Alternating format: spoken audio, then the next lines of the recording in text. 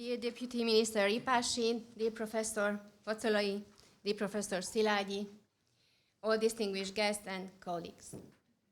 I would like to extend a warm welcome to all of you to our today's conference held on the eve of the 70th anniversary of the entry into force of the European Convention on Human Rights.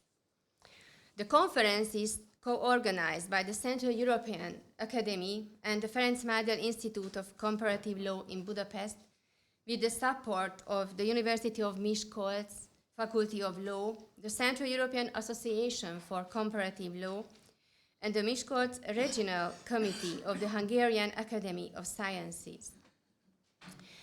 Without their valuable support, it would be not possible to share our thoughts about the Council of Europe's most widely recognized instrument, which over the years has become the main point of reference for human rights protection in Europe. As the Director General of the Central European Academy, I am very happy that we host today's conference in our premises. Presenting the Central European perspective in protecting human rights is very important for our line of work and our mission. The mission of our institute is twofold. We conduct legal research to deepen our knowledge and understanding of law. We examine the practical operation of common international standards, such as the European Convention on Human Rights, within the Central European context.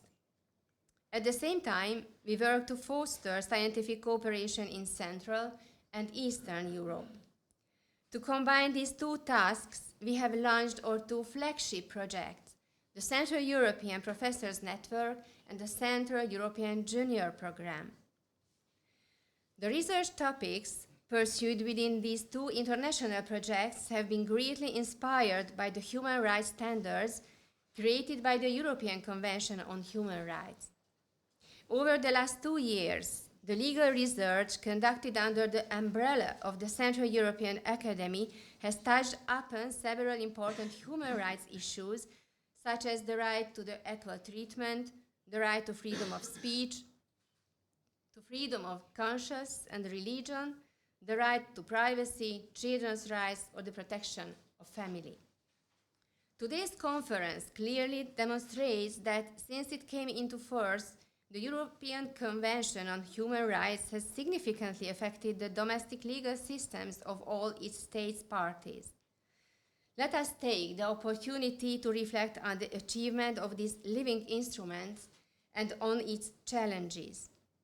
Together, let us seek for solutions, drawing upon the legal and cultural traditions and experiences of Central European countries. I wish you all a pleasant conference. Thank you very much.